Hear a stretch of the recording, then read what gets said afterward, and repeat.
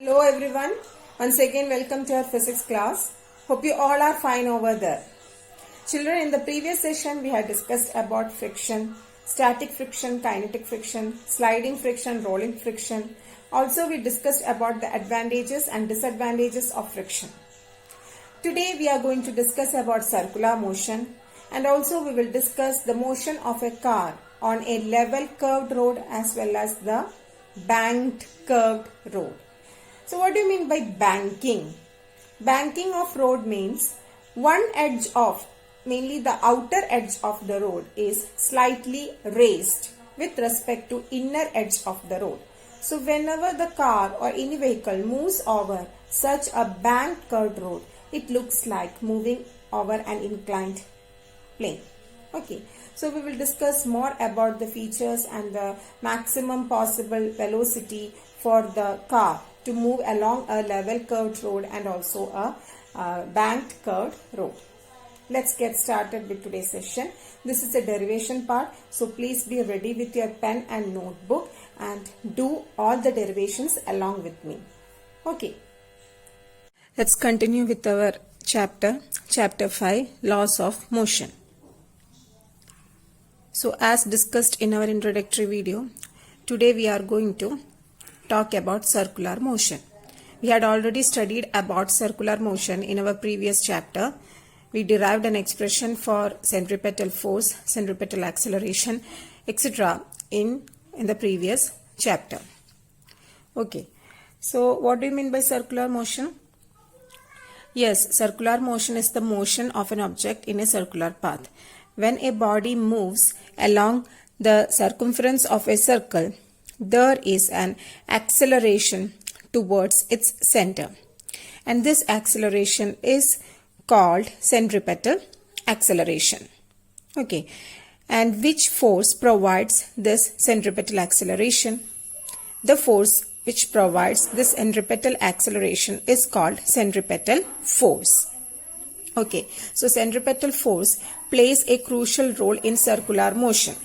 It is the force that makes a body follow a curved path. It acts towards the center. We had already studied about centripetal force. What is the direction of centripetal force? The direction of centripetal force is towards the center of that circular path. And this centripetal forces helps the body to maintain its circular motion. Otherwise, the body will be thrown out away from that circular path.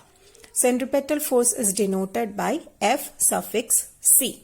And what was the expression? Do you remember the expression for centripetal force? It was mv square by r, where v is the velocity of the object, r is the radius of that circular path, and m is the mass of that object. And we know force F is equal to ma. From Newton's second law, we got this expression, force F is equal to ma. Therefore, when we compare these two expressions, you can see on the LHS part we have force, on the RHS part instead of A we have V square by R. So this V square by R plays the role of acceleration in a circular motion, and this V square by R is termed as centripetal acceleration. Okay, and can you give some examples for circular motion?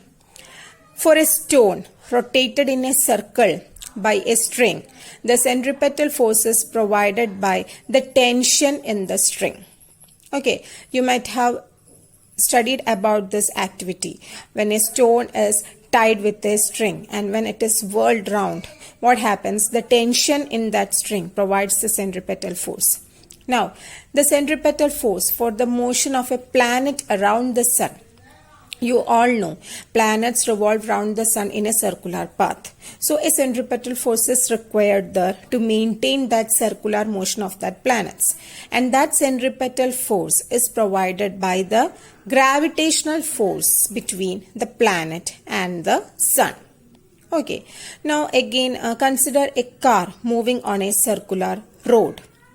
So whenever car takes a sharp turn on a circular road, it executes a circular motion actually, because circular path, it's a portion of the circle itself. So whenever a car moves on a circular road, the centripetal force is provided by the friction between the tire and the road.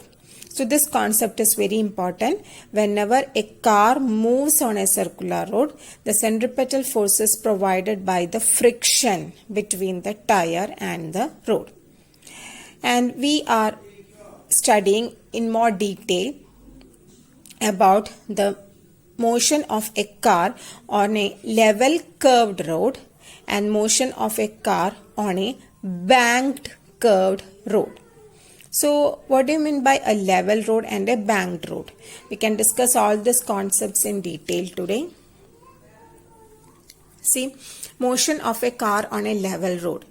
Here, can you see this figure, children? This is a level curved road. Both ends of the road are on the same level.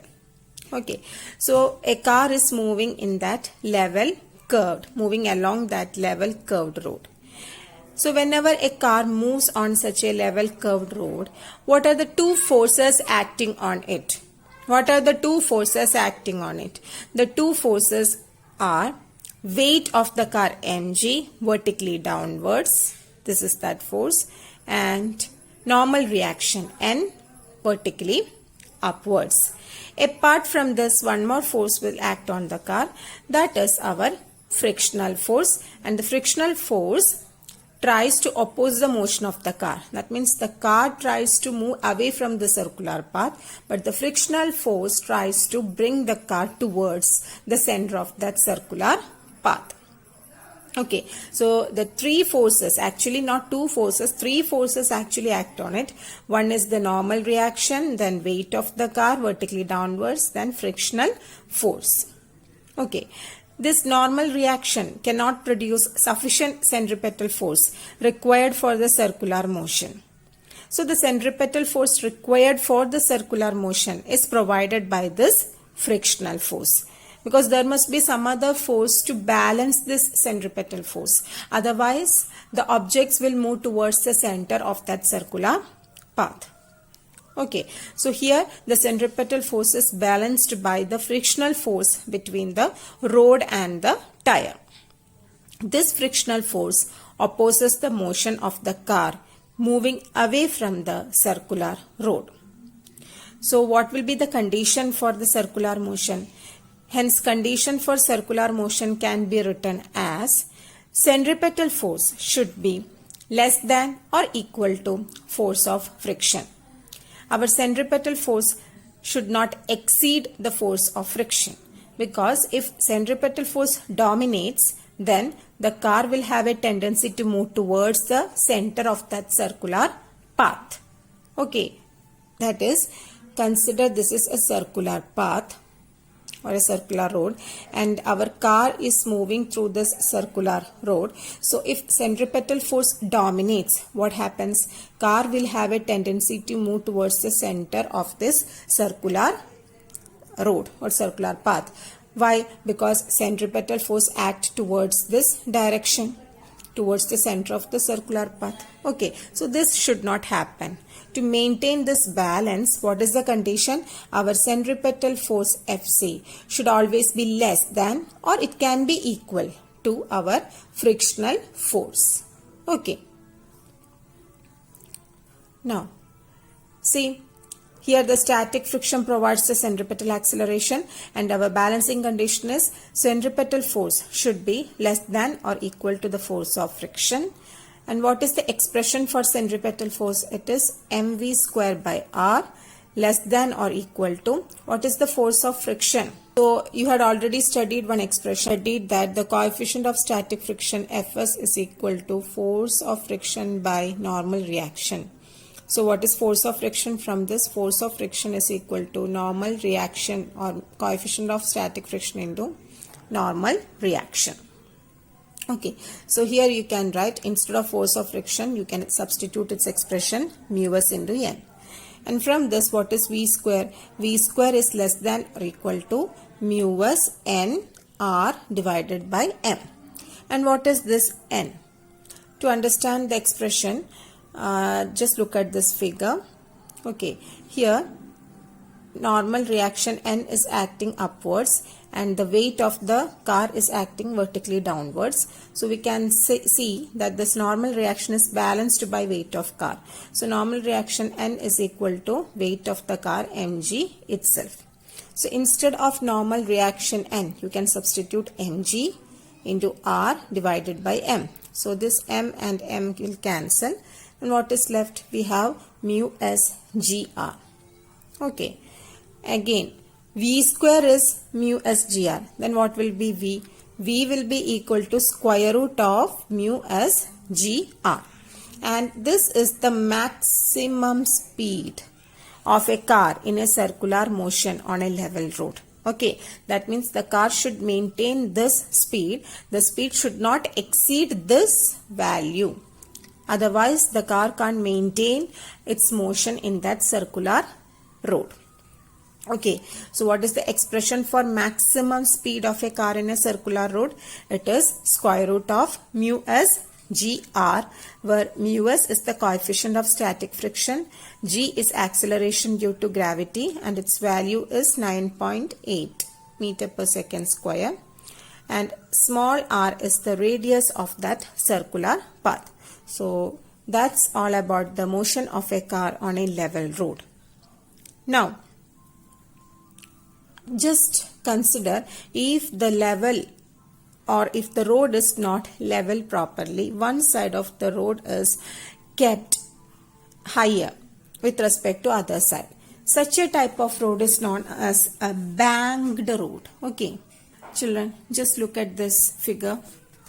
Can you see? This end of the road is lower. At the same time, this end of the road is kept slightly higher with respect to this side. So this is known as banking off-road. So whenever a car or any vehicle moves along such a banked, curved road, the figure looks like this. Okay, and why do the surface of the road is kept inclined like this? Here we can see this is one surface, this is the second surface, and this surface is kept inclined with respect to this surface, and here the angle theta is the angle of inclination. And why does the surface of the road is kept inclined to the horizontal like this? Children, whenever a vehicle move along a level curved road, the vehicle will have a tendency to slip outward. This outward slip is prevented by our frictional force. But friction causes unnecessary wear and tear. Moreover, for typical value of mu and r, the maximum speed possible is square root of mu rg, and that will be very small. These defects can be avoided if we raise the outer edge of the road slightly above the inner edge. So here this is the inner edge and this is the outer edge of the road, and the outer edge is slightly raised with respect to inner edge. This process is called banking off road or banking off curve. And the angle made by the surface of the road with the horizontal is called the angle of banking. So here theta is the angle of banking. And what is the advantage of making a banked curved road? The unnecessary wear and tear due to the more frictional force can be avoided when the roads are banked. Okay.